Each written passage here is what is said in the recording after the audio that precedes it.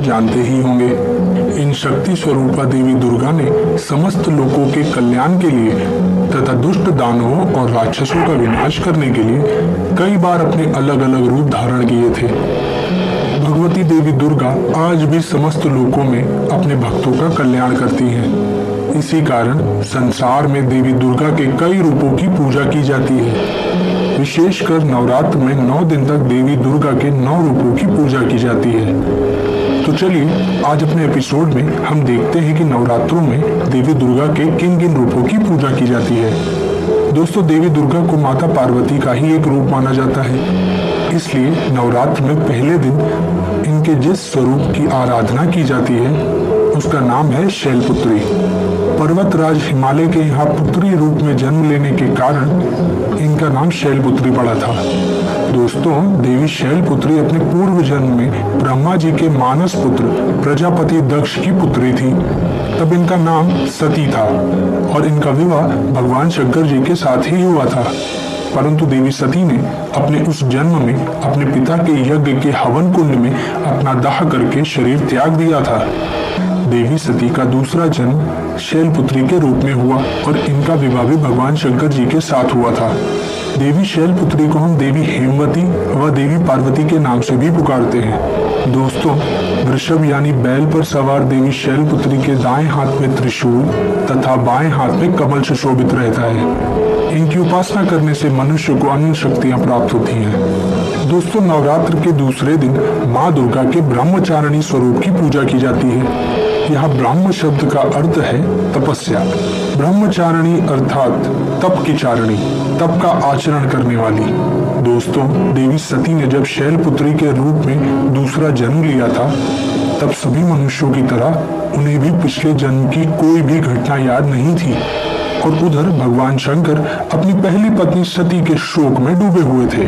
तब देवताओं ने भगवान शिव को शोक से उबारने के लिए शैलपुत्री को उनकी पत्नी बनाने का विचार किया और देवर्षि नारद को शैलपुत्री के पास भेजा।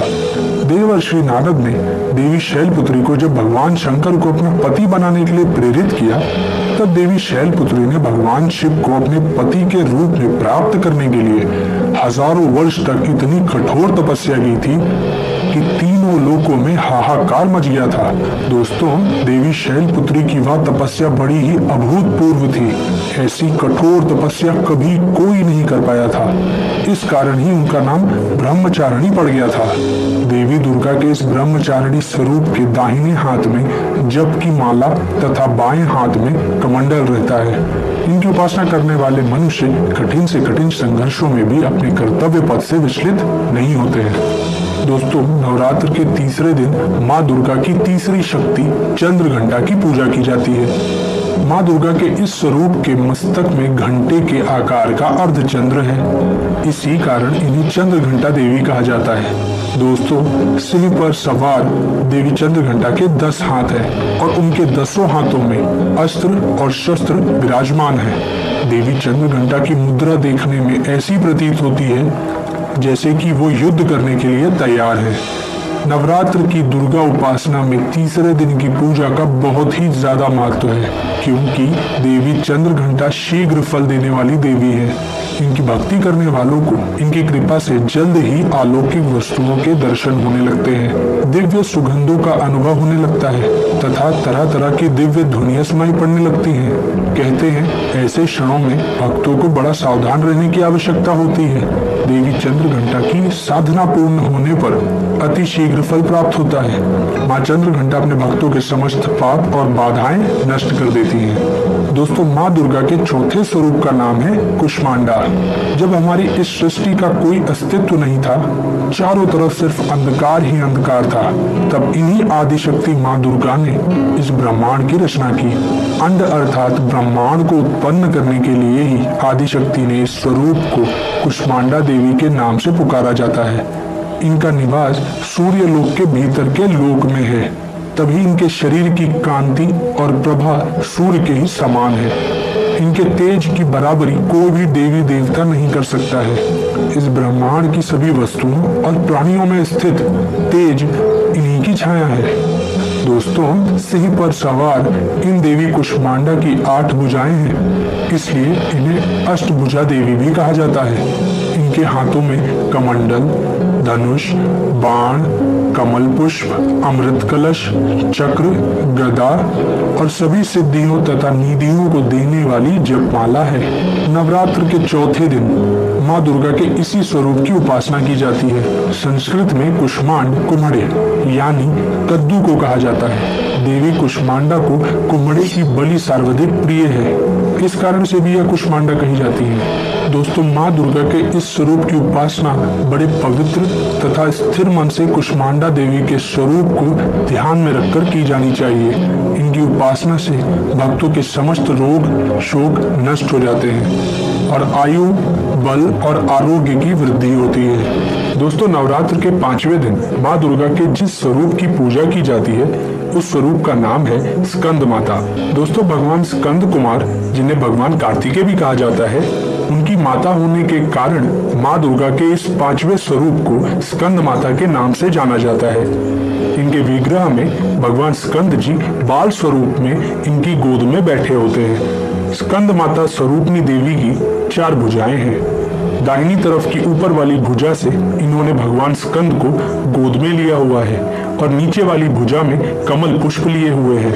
इसी तरह बाईं तरफ की ऊपर वाली भुजा वर मुद्रा में है तथा नीचे वाली भुजा में कमल पुष्प लिए हुए हैं। दोस्तों, स्कंद माता कमल के पुष्प पर विराजमान रहती हैं, इस कारण इन्हें पद्मासना देवी भी कहा जाता है। साथ ही इन देवी स्कंद माता का वाहन सिंह भी है। स्कंद माता की उपासना करने से बाल रूप स्कंद भगवान की पूजा स्वयं हो जाती है। यह विशेषता केवल इन्हीं देवी को प्राप्त है। दोस्तों, माँ दुर्गा के 6ठे स्वरूप का नाम है देवी कात्यायनी।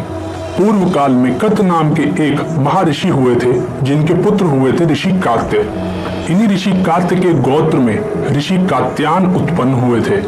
ऋषि कात्यायन ने बहुत वर्षों तक माँ भगवती की तपस्या की थी। उनकी इच्छा थी कि माँ भगवती उनके घर पुत्री के रूप में जन्म ले। दोस्तों, कहा जाता है कि जब दैत्य महिषासुर का वध करने के लिए भगवान ब्रह्मा, विष्णु और महेश तीनों ने अपने तेज के अंश से माँ दुर्गा को उत्पन्न किया था, तब महर्षि कात्यायन ने ही सर्वप्रथम उन देवी दुर्गा की पूजा की थी।